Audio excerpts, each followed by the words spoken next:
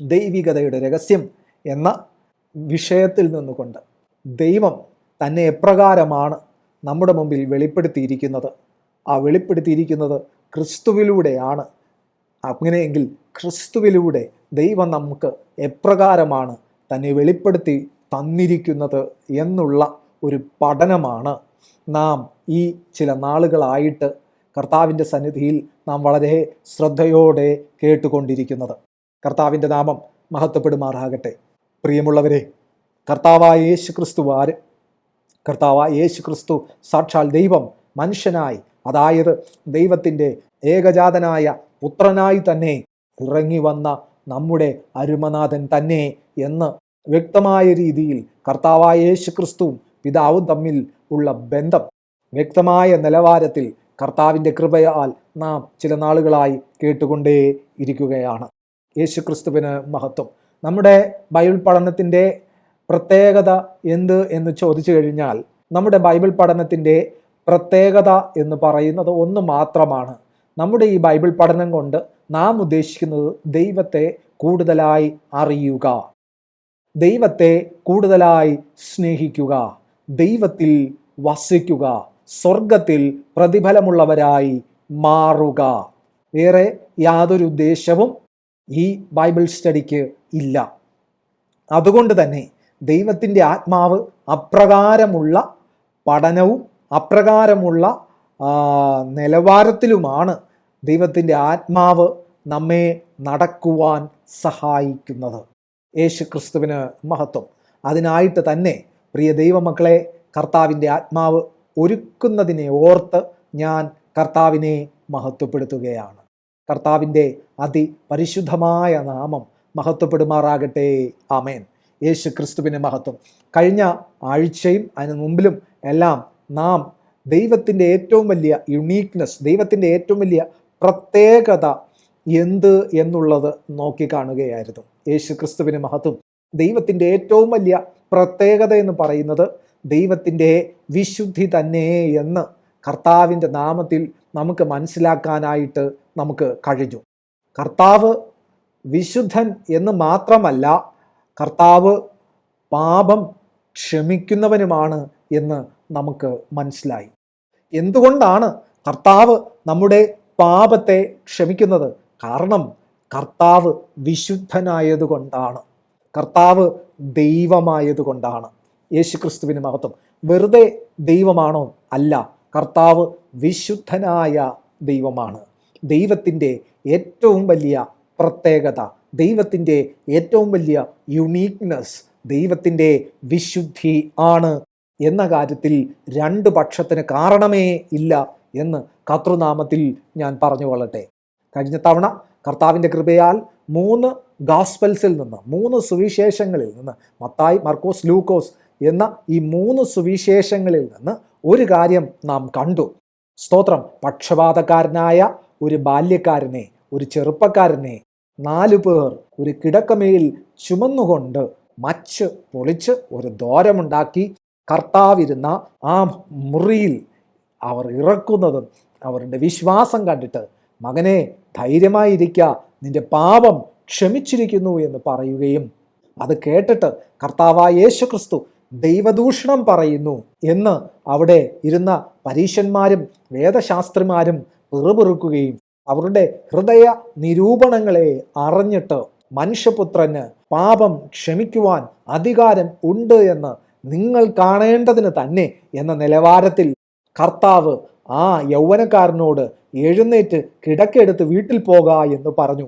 ആ പക്ഷപാതക്കാരനായ മനുഷ്യൻ, ദീർഘനാളായി പാരലൈസ്ഡ് ആയിട്ട് അനങ്ങാൻ വയ്യാതെ കിടന്ന മനുഷ്യൻ ഞൊടിയിടയിൽ ചാടി എഴുന്നേറ്റു, കിടക്കയെടുത്ത് ദൈവത്തെ മഹത്വപ്പെടുത്തിക്കൊണ്ട് ആ വ്യക്തി വീട്ടിലേക്ക് പോയി എന്ന് കാണുന്നു. ജനം എല്ലാം ആശ്ചര്യപ്പെട്ടു. ഇത് ദൈവത്തിൻ്റെ പ്രവൃത്തി തന്നെ, ഇസ്രായേലിലൊക്കെയും ഇങ്ങനെ ഒരു പ്രവൃത്തി ആരും ഇതുവരെയും ചെയ്ത് കണ്ടിട്ടില്ല എന്നു പറഞ്ഞു.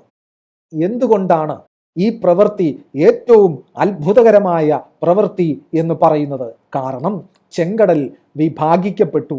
അതൊരു അത്ഭുതകരമായ പ്രവൃത്തിയായിരുന്നു. 10 ബാധകൾ മോശെ കൽപ്പിച്ചതുപോലെ അല്ലെങ്കിൽ ദൈവം അറിയിച്ചതുപോലെ അവിടെ വന്നു. അത് വലിയൊരു പ്രവൃത്തിയായിരുന്നു. മോശയിലൂടെ ദൈവം വളരെയധികം അത്ഭുതങ്ങൾ ചെയ്തു. വചനം ഇപ്രകാരം പറയുന്നു, മോശ ചെയ്തതുപോലെ അത്ഭുതങ്ങളും അടയാളങ്ങളും ഒരു മനുഷ്യനും ചെയ്തിട്ടും ഇല്ല എന്ന്. ഏലിയാവ് അത്ഭുതങ്ങളും അടയാളങ്ങളും ചെയ്തു. എലീശ അത്ഭുതങ്ങളും അടയാളങ്ങളും ചെയ്തു. പഴയ നിയമത്തിൽ അനേകം സ്ഥലങ്ങളിൽ അനേകം ഭക്തന്മാരായ പുരുഷന്മാരെ ദൈവം അത്ഭുതങ്ങൾക്കും അടയാളങ്ങൾക്കുമായി ഉപയോഗിക്കുന്നത് നമുക്ക് കാണാൻ കഴിയുന്നുണ്ട്. ഒരു ചെറിയൊരു കല്ലുകൊണ്ട് ഗോലിയാത്തിനെ തകർത്തു വീഴ്ത്തുന്ന ദാവീദിനെ നമുക്ക് കാണാൻ കഴിയുന്നുണ്ട്. കുന്നൊന്ന് കുന്ന് രണ്ടെന്ന് പറഞ്ഞ് ശത്രുവിനെ നിഗ്രഹിക്കുന്ന ശിംശോനെ നമുക്ക് കാണാൻ കഴിയുന്നുണ്ട്. ഇപ്രകാരം അനേകം പേരെ നമുക്ക് കാണാൻ കഴിയുന്നുണ്ട്. എന്തിനു പറയണം, 300 സംവത്സരം ദൈവത്തോടുകൂടെ നടക്കുകയും ദൈവത്തിന് ആ വ്യക്തിയോട് പ്രസാദം തോന്നിയിട്ട് ദൈവം ആ വ്യക്തിയെ എടുത്തുകൊള്ളുകയും പിന്നത്തേതിൽ കാണാതെ പോയ ഈനോക്കിനെ കുറിച്ച് നമുക്ക് കാണാൻ കഴിയുന്നുണ്ട്. എന്നാൽ ഒരു പുരുഷന്മാരും ഒരു ദൈവഭക്തന്മാരും ഒരു പ്രവാചകന്മാരും ആരും ഒരിക്കലും പാപം ക്ഷമിച്ചിട്ടില്ല. The greatest uniqueness that we see in Christ Jesus is he forgives sin. കർത്താവായ യേശു ക്രിസ്തുവിൻ്റെ ഏറ്റവും വലിയ പ്രത്യേകത, ഏറ്റവും വലിയ പരിപാവനത എന്ത് എന്ന് ചോദിച്ചു കഴിഞ്ഞാൽ, അത്ഭുതങ്ങളും അടയാളങ്ങളും ചെയ്യുവാൻ അനേകം പേർ ഉണ്ട്. രോഗസൗഖ്യം വരുത്തുവാൻ അനേകം പേർ ഉണ്ട്.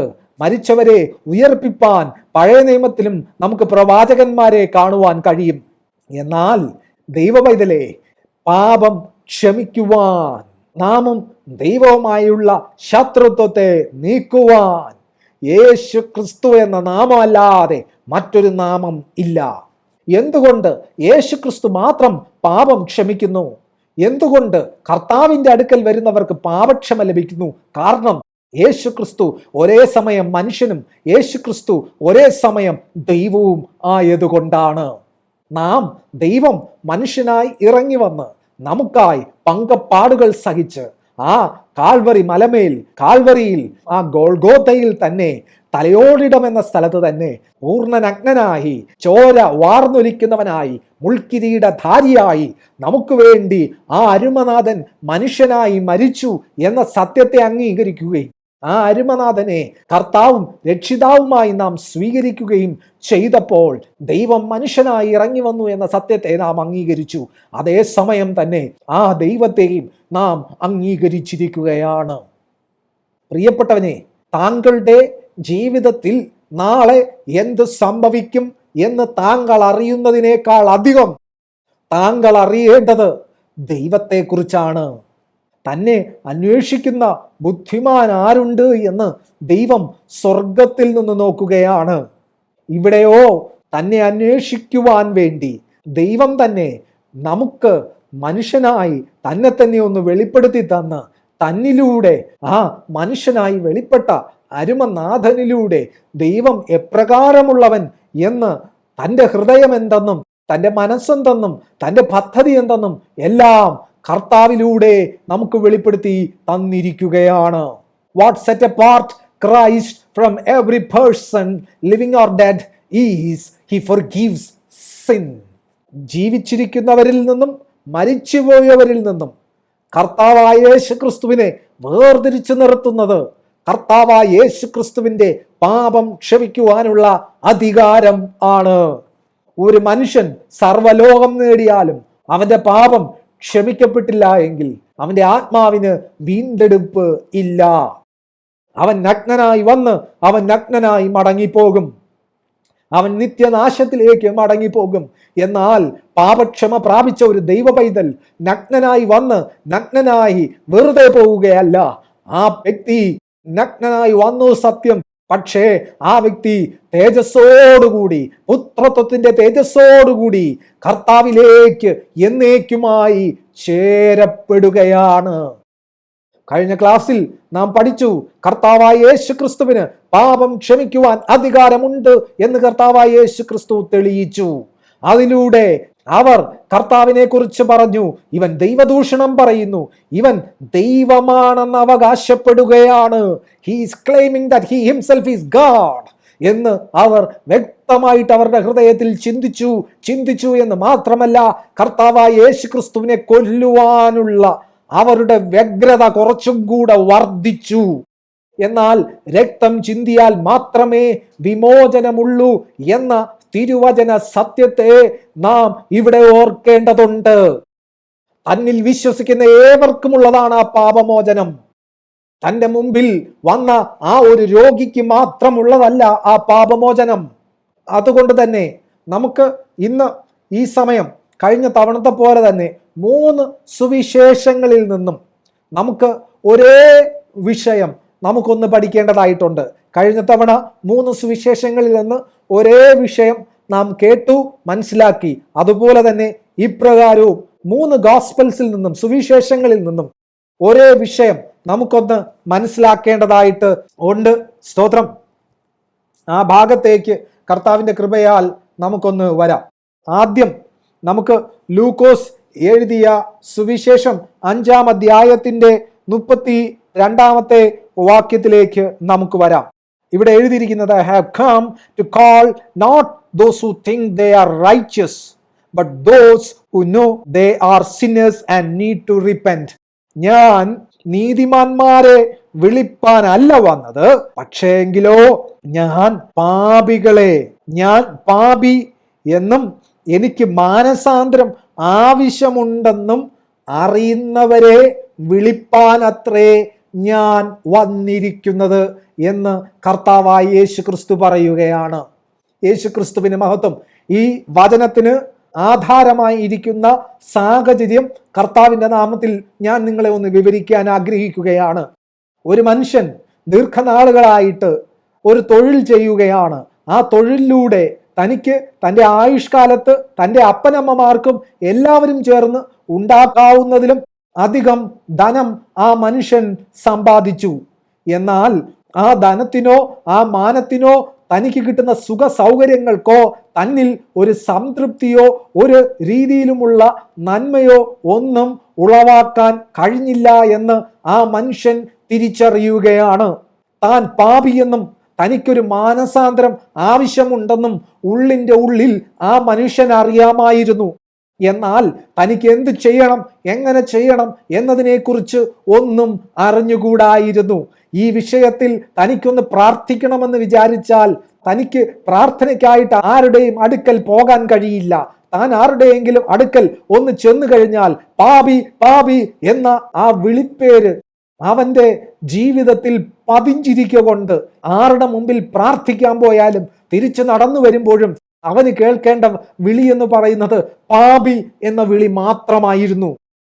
എത്ര പണമുണ്ടെന്ന് പറഞ്ഞാലും, എത്ര സ്വാധീനമുണ്ടെന്ന് പറഞ്ഞാലും, എത്ര അധികാരമുണ്ട് എന്ന് പറഞ്ഞാലും, സമൂഹത്തിൽ വിശുദ്ധർ എന്ന് എണ്ണുന്ന ആൾക്കാരോടൊപ്പം ഇരുന്നൊന്ന് ഭക്ഷണം കഴിപ്പാനോ അവരോടൊപ്പം സഹകരിപ്പാനോ തനിക്കൊരു നിർവാഹവും ഇല്ല. അപ്രകാരമുള്ള ഒരു സാഹചര്യമാണ് ലേവി എന്ന് വിളിക്കുന്ന അപ്പോസ്തലനായ മത്തായിക്ക് ഉള്ളത്. അവിടെ നമുക്ക് 27-ാമത്തെ വാക്യം വായിക്കുമ്പോൾ അവിടെ കാണാൻ കഴിയുന്നത്, ലേറ്റർ, പിന്നീട്, as Jesus left the town, കർത്താവ് പട്ടണം വിട്ടു പോകുമ്പോൾ, he saw a tax collector named Levi sitting at his tax collector's booth. കർത്താവ് പട്ടണം വിട്ടു പോകുമ്പോൾ, സ്തോത്രം, ലേവി എന്നു പേരുള്ള ടാക്സ് കളക്ടറെ, ചുങ്കക്കാരനെ താൻ ചുങ്കം പിരിക്കുന്ന ഇടത്ത് കണ്ടു.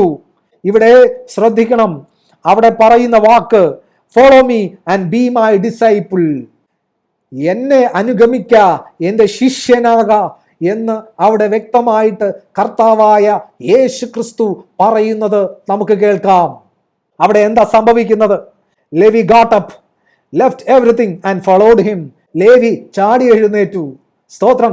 എല്ലാം വിട്ടു. തൻ്റെ പണം, തൻ്റെ ജോലി, തൻ്റെ പ്രയോറിറ്റീസ്, തൻ്റെ ജീവിതത്തിലെ എന്താണോ തൻ്റെ മുമ്പിലുള്ള ലക്ഷ്യം എല്ലാം വിട്ടു. എന്തു ചെയ്തു? കർത്താവിനെ പിന്തുടർന്നു. കർത്താവായ യേശു ക്രിസ്തുവിൻ്റെ അടുക്കൽ പണം ഒന്ന് വർദ്ധിപ്പിച്ചു തരുവാൻ, ജീവിത സാഹചര്യങ്ങൾ ഒന്ന് നന്നാക്കി തരുവാൻ പ്രാർത്ഥിക്കുന്നവർക്ക് തീർത്തും അപമാനമാണ് മത്തായി അപ്പോസ്തലൻ. യേശു ക്രിസ്തുവിന് മഹത്വം. അങ്ങനെയുള്ളവർക്ക് അപമാനമാണ് പൗലോസ് അപ്പോസ്തലൻ. അങ്ങനെയുള്ളവർക്ക് അപമാനമാണ് പത്രോസ് അപ്പോസ്തലൻ. യേശു ക്രിസ്തുവിന് മഹത്വം. കാലം കഴിഞ്ഞുപോയി. ഇന്ന് നമുക്ക് അതൊന്നും അറിയണ്ട. ഇന്ന് നമുക്ക് പ്രാർത്ഥിക്കുമ്പോൾ ചില കാഴ്ചകൾ കാണണം. ഇന്ന് നമുക്ക് പ്രാർത്ഥിക്കുമ്പോൾ നമ്മുടെ ശരീരത്തിന് ഒരു സുഖം അനുഭവപ്പെടണം. അതെല്ലാം ദൈവാത്മാവാണ് എന്നുള്ള ഒരു ചിന്ത നമ്മിൽ വരണം. അങ്ങനെ പോവുകയാണ് കാര്യങ്ങൾ. ഞാൻ നേരത്തെ പറഞ്ഞ വചനം ഒരിക്കൽ കൂടി പറയുകയാണ്. ദൈവത്തെ അറിയുന്നവനുണ്ടോ എന്ന് ദൈവം സ്വർഗത്തിൽ നിന്ന് നോക്കുകയാണ്.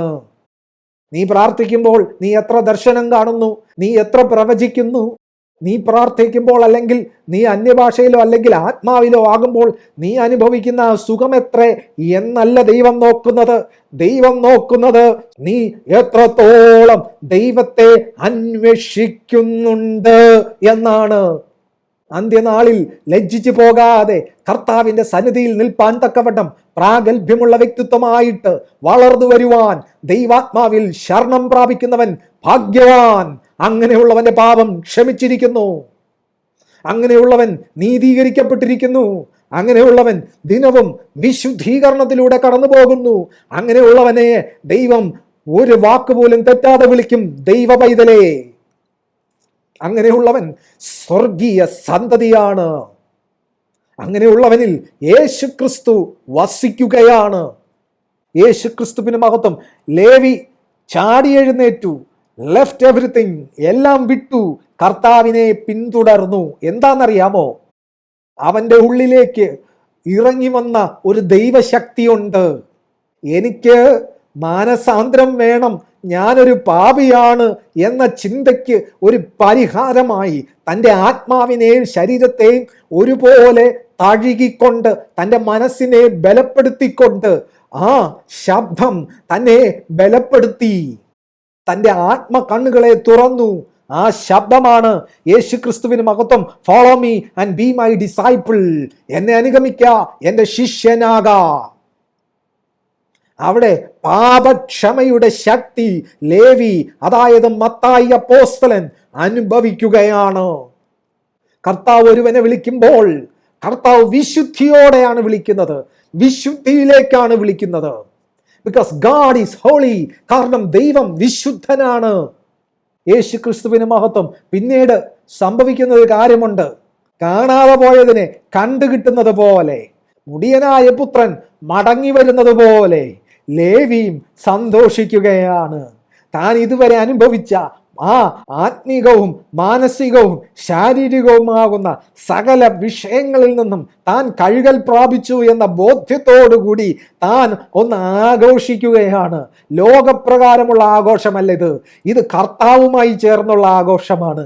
അവിടെ ലേവി ഒരു വിരുന്നൊരുക്കുകയാണ്. കർത്താവിനെ മഹത്വപ്പെടുത്തുവാൻ, കർത്താവിനെ ആദരിക്കുവാനായിട്ട് ലേവി അവിടെ വീട്ടിൽ ഒരു വിരുന്ന് കഴിക്കുകയാണ്. Many of Levi's fellow tax collectors and other guests also ate with them. ലേവിയുടെ കൂടെ ചുങ്കം പിരിക്കുന്ന, ടാക്സ് പിരിക്കുന്ന മറ്റ് ടാക്സ് കളക്ടേഴ്സും ചുങ്കക്കാരും ലേവി സംഘടിപ്പിച്ച അല്ലെങ്കിൽ ലേവിയുടെ വീട്ടിലുള്ള ആ വിരുന്നിൽ പങ്കെടുത്തു. പോലീസുകാരുടെ കൂട്ടുകാർ പോലീസുകാരായിരിക്കും, ടീച്ചർമാരുടെ കൂട്ടുകാർ ടീച്ചേഴ്സ് ആയിരിക്കും, രാഷ്ട്രീയക്കാരുടെ കൂട്ടുകാർ രാഷ്ട്രീയക്കാരായിരിക്കും. അപ്രകാരം തന്നെ ചുങ്കക്കാരുടെ കൂട്ടുകാർ ചുങ്കക്കാർ തന്നെ ആയിരിക്കും.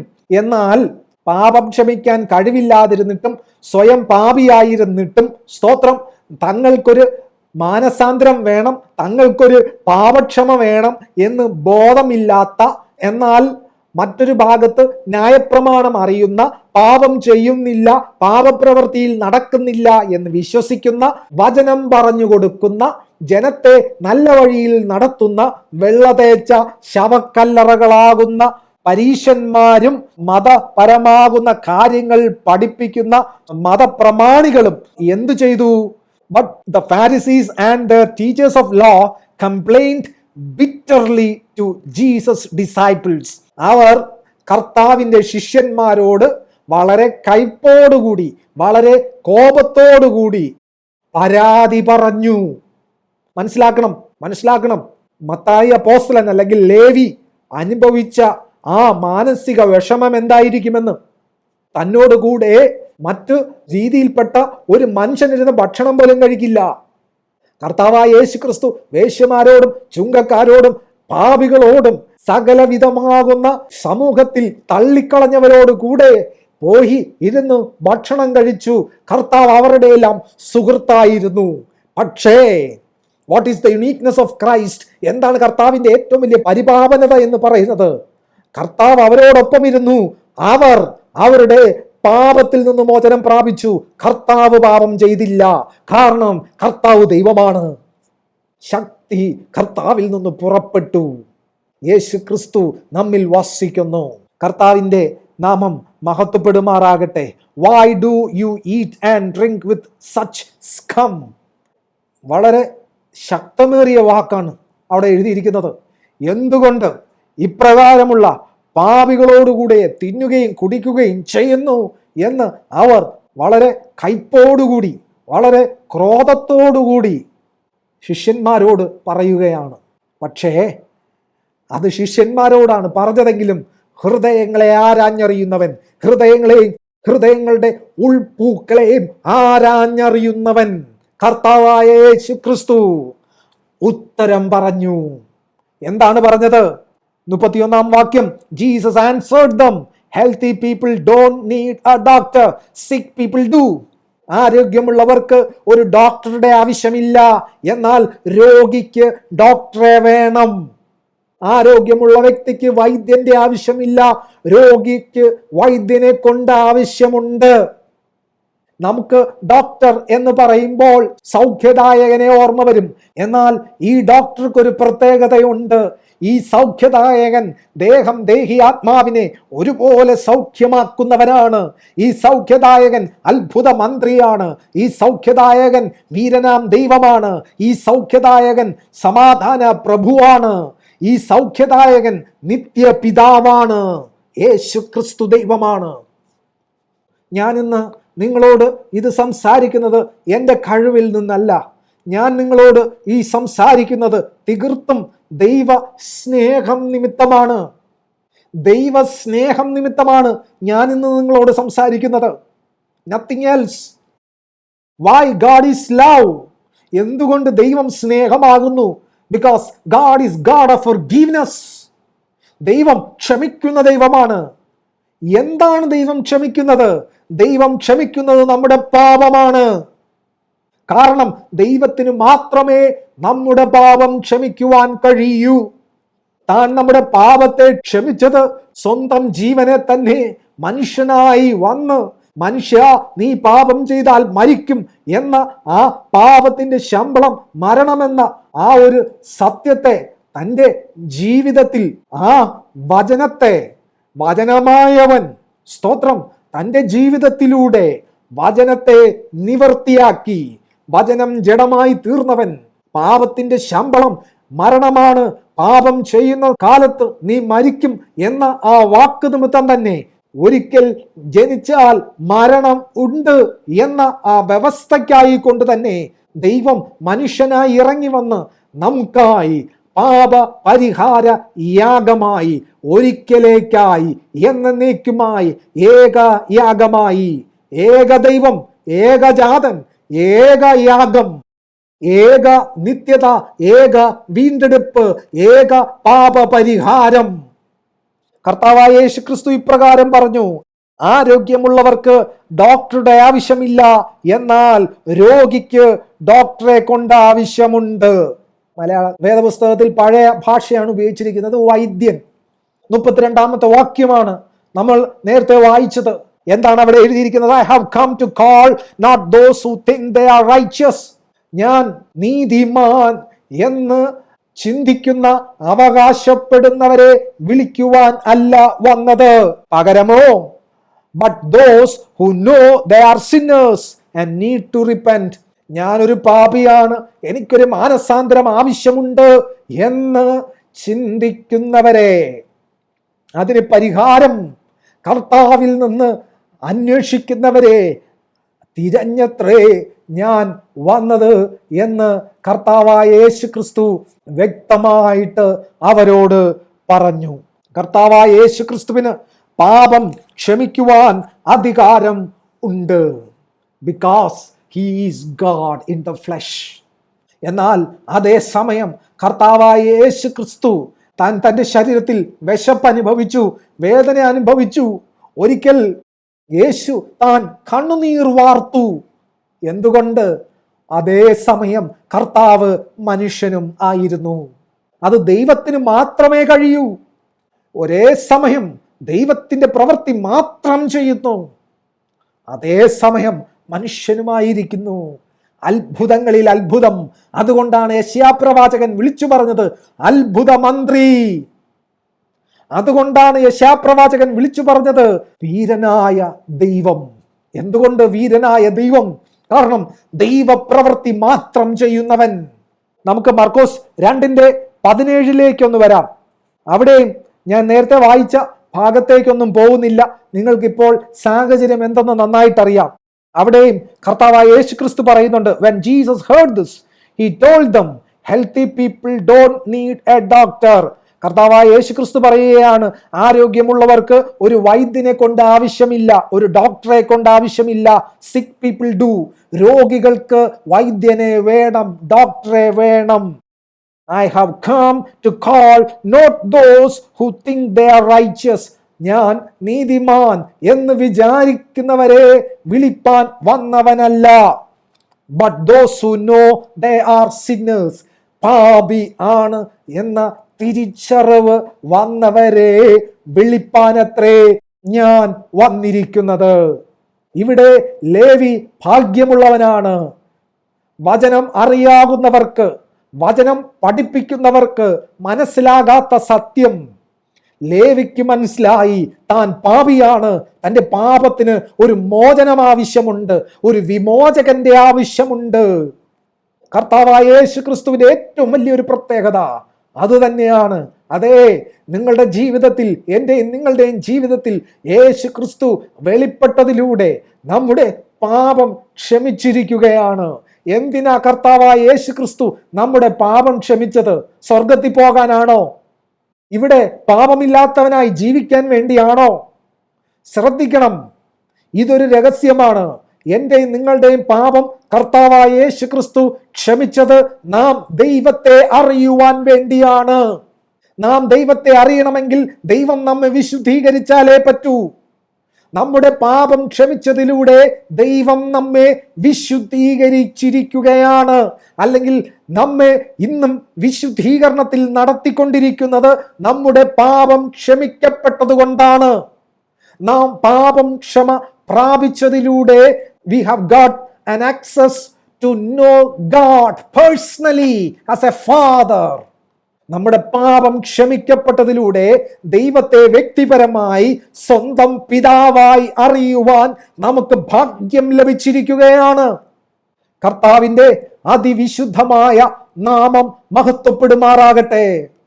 കർത്താവിന് മഹത്വം. അതുപോലെ തന്നെ പ്രിയമുള്ളവരെ, മത്തായി എഴുതിയ സുവിശേഷം 9:13 വരുമ്പോഴും നമുക്ക് ഇതേ ഭാഗത്തെ നമുക്ക് അവിടെ കാണാൻ കഴിയും.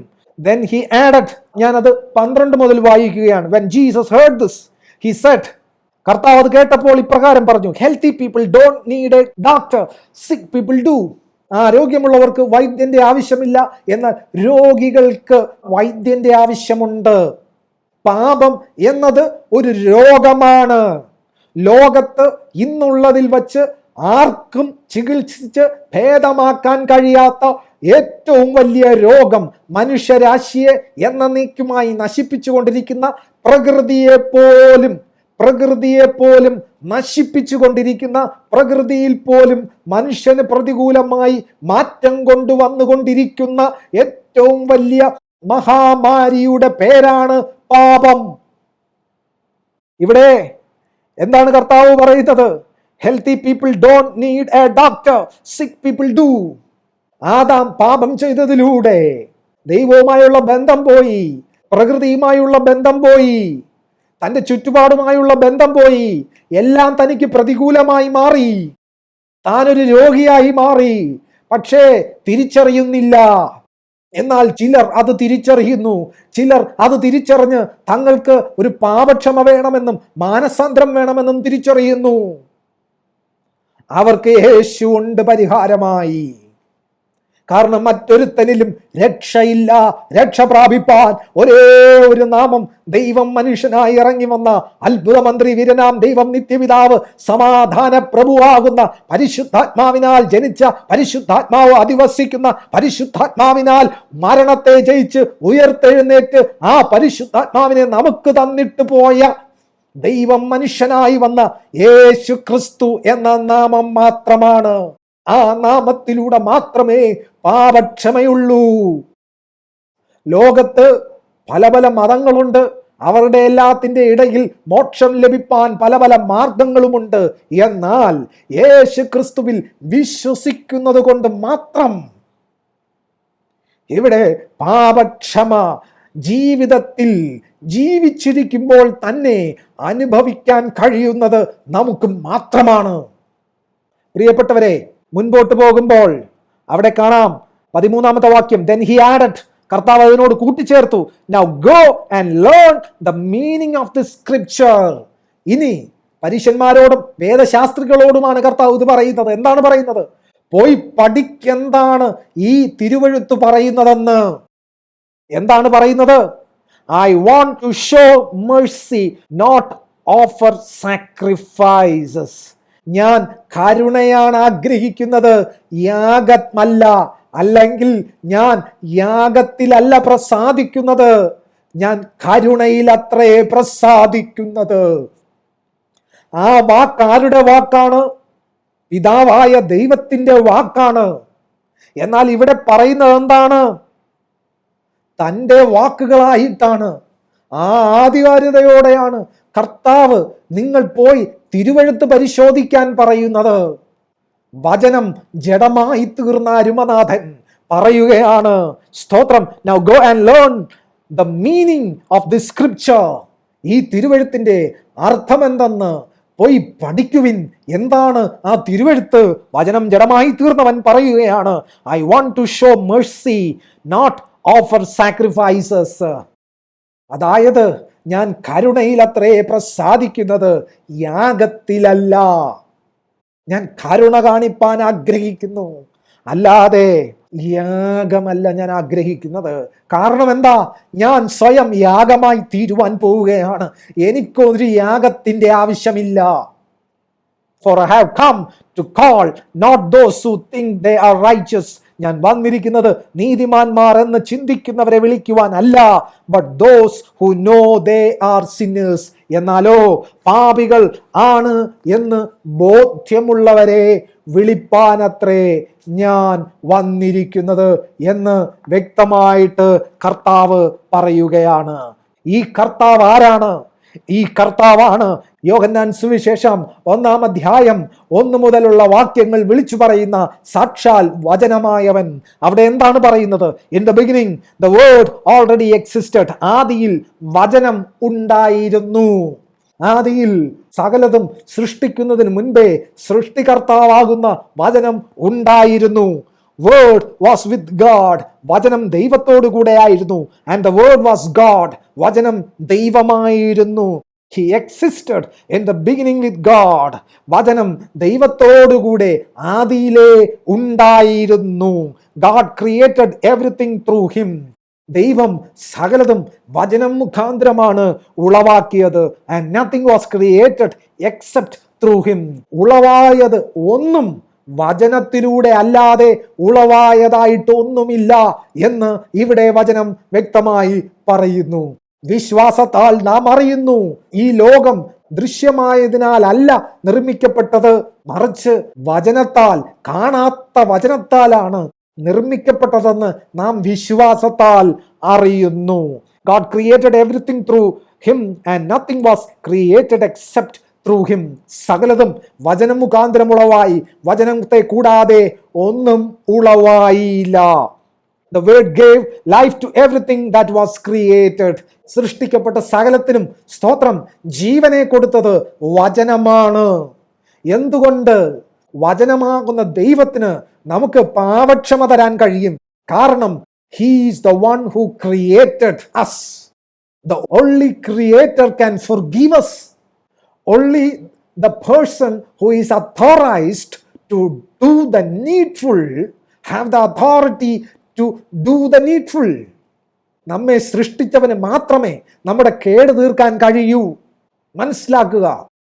And his life brought life to everyone. സകലർക്കും കർത്താവിന്റെ ജീവൻ, ആ വചനമാകുന്നവന്റെ ജീവൻ, ആ ജീവൻ വെളിച്ചത്തെ കൊണ്ടുവന്നു. The light shines in the darkness. ആ വെളിച്ചം ഇരുളിൽ പ്രകാശിക്കുന്നു. And the darkness can never extinguish it. അന്ധകാരത്തിന് ഒരിക്കലും ഈ വെളിച്ചത്തെ കെടുത്തിക്കളവാൻ കഴിയുകയില്ല. എന്നാൽ 10ാമത്തെ വാക്യത്തിലേക്ക് വരുമ്പോൾ നമുക്ക് അവിടെ കാണാൻ കഴിയും, വചനമായവൻ he came into the very world he created. താൻ സൃഷ്ടിച്ച ഈ ലോകത്തിലേക്ക് കർത്താവ് വന്നു. എന്നാൽ but the world didn't recognize him. എന്നാൽ ലോകം, താൻ സൃഷ്ടിച്ച ലോകം, തൻ്റെ ലോകം, സ്തോത്രം, തൻ്റെ അവകാശം കർത്താവിനെ തിരിച്ചറിഞ്ഞില്ല. He came to his own people. തൻ്റെ ജനത്തിലേക്ക് വന്നു. And even they rejected him. അവരും കർത്താവിനെ തള്ളിക്കളഞ്ഞു. എന്നാൽ തള്ളിക്കളഞ്ഞ കല്ല് മൂലക്കല്ല്. യേശു ക്രിസ്തുവിന് മഹത്വം. ഇനി നമുക്ക് 14ാമത്തെ വാക്യത്തിലേക്ക് വരുമ്പോൾ, so the word became human. The word who is God became human. വചനമായവൻ ദൈവമായവൻ, വചനം ദൈവമായവൻ, സ്തോത്രം, മനുഷ്യനായി തീർന്നു. And made his home among us. നമ്മുടെ ഇടയിൽ തൻ്റെ ഭവനം സ്ഥാപിച്ചു. യേശു ക്രിസ്തുവിന് മഹത്വം. He was full of unfailing love. കർത്താവ് അചഞ്ചലമായ സ്നേഹത്താൽ നിറയപ്പെട്ടവൻ ആയിരുന്നു. And faithfulness. വിശ്വസ്തതയാലും അചഞ്ചലമായ സ്നേഹത്താലും നിറയപ്പെട്ടവൻ ആയിരുന്നു. എന്താണ് അർത്ഥം? പാപമില്ലാത്തവനായിരുന്നു. യേശു ക്രിസ്തുവിന് മഹത്വം. And we have seen his glory, the glory of the Father's one and only Son. ഞങ്ങൾ കർത്താവിൻ്റെ മഹത്വത്തെ കണ്ടു. എങ്ങനെയാണ് കർത്താവിൻ്റെ ദൈവത്തിൻ്റെ മഹത്വത്തെ കണ്ടത്? ദൈവത്തിൻ്റെ മഹത്വത്തെ ദൈവത്തിൻ്റെ ഏകജാതനായ പുത്രനായി, വചനം ദൈവമായവൻ ഏകജാതനായ പുത്രനായി ഇറങ്ങി വന്നു. അത് അവർ കണ്ടു എന്ന് ഇവിടെ പറയുന്നു. നമുക്ക് 18ാമത്തെ വാക്യത്തിലേക്ക് വരുമ്പോൾ, no one has ever seen God. ആരും ഒരിക്കലും ദൈവത്തെ കണ്ടിട്ടില്ല. but the unique one. എന്നാൽ വിശേഷണമുള്ളവൻ. മനസ്സിലാക്കണം, who is the unique one? വിശേഷണമുള്ളവൻ ആര്? വചനം ജഡമായി തീർന്നവൻ. സ്തോത്രം. who is himself God. സ്വയം ദൈവമായവൻ. is near to Father's heart. പിതാവിന്റെ ഹൃദയത്തോട് അടുത്തിരിക്കുന്നവൻ. ആദിയിൽ വചനമുണ്ടായിരുന്നു, വചനം ദൈവമായിരുന്നു, വചനം ദൈവത്തോടുകൂടെ ആയിരുന്നു. പിതാവിന്റെ ഹൃദയത്തോട് അടുത്തിരിക്കുന്നവൻ. സ്തോത്രം. He has revealed God to us. ആ വചനമായവൻ തന്നെ ദൈവത്തെ നമുക്ക് വെളിപ്പെടുത്തി ഇരിക്കുന്നു. സ്തോത്രം. പ്രിയമുള്ളവരെ, ഇന്ന് ദൈവത്തിൻ്റെ ആത്മാവ് നമ്മോട് സംസാരിച്ചിരിക്കുകയാണ്. ദൈവിക പാപക്ഷമ ഇന്ന് നമ്മുടെ അവകാശമാണ്. ഇന്ന് നമ്മുടെ സമ്പത്താണ് ദൈവിക പാപക്ഷമ എന്ന് പറയുന്നത്. ഈ വിശുദ്ധിയിൽ നിലനിൽപ്പാൻ കർത്താവ് തൻ്റെ ആത്മാവിനെ നമുക്ക് തന്നിരിക്കുകയാണ്. പ്രിയമുള്ളവരെ, ഈ ലോകത്തെ നിങ്ങളുടെ ജീവിതത്തിൽ നാളെ എന്താകും എന്ന് ചിന്തിക്കുന്നതിന് പകരം ദൈവത്തെ അറിയുവാനായിട്ടുള്ള വാഞ്ച നിങ്ങളിൽ വർദ്ധിച്ചാൽ നിങ്ങൾ ഭാഗ്യവാന്മാർ തന്നെ ആയിരിക്കും. അങ്ങനെയുള്ളവരുടെ ജീവിതത്തിൽ വിശുദ്ധീകരണം അധികമായി വെളിപ്പെട്ടുകൊണ്ടേയിരിക്കും. അതിനായിട്ട് തന്നെ ദൈവത്തിൻ്റെ ആത്മാവ് എല്ലാ പ്രിയപ്പെട്ടവരെയും ഒരുക്കട്ടെ എന്ന് ഞാൻ പ്രാർത്ഥിക്കുകയാണ്. നമുക്ക് പ്രാർത്ഥിക്കാം.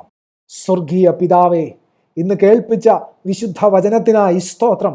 അങ്ങിന്ന് ഞങ്ങളെ വിശുദ്ധീകരിച്ചിരിക്കുന്നതിനായി സ്തോത്രം. അങ്ങയുടെ സാന്നിധ്യം ഞങ്ങളോട് കൂടെ ഉള്ളതിനായി സ്തോത്രം. മാനവും മഹത്വവും പുകഴ്ചയും എല്ലാം അങ്ങേക്ക്. യേശു ക്രിസ്തുവിൻ നിസ്തുല്യമുള്ള നാമത്തിൽ പ്രാർത്ഥന ഇപ്പോൾ കേൾക്കണം. നല്ല പിതാവേ, ആമേൻ. കർത്താവ് ഏവരെയും അനുഗ്രഹിക്കട്ടെ. God bless you all.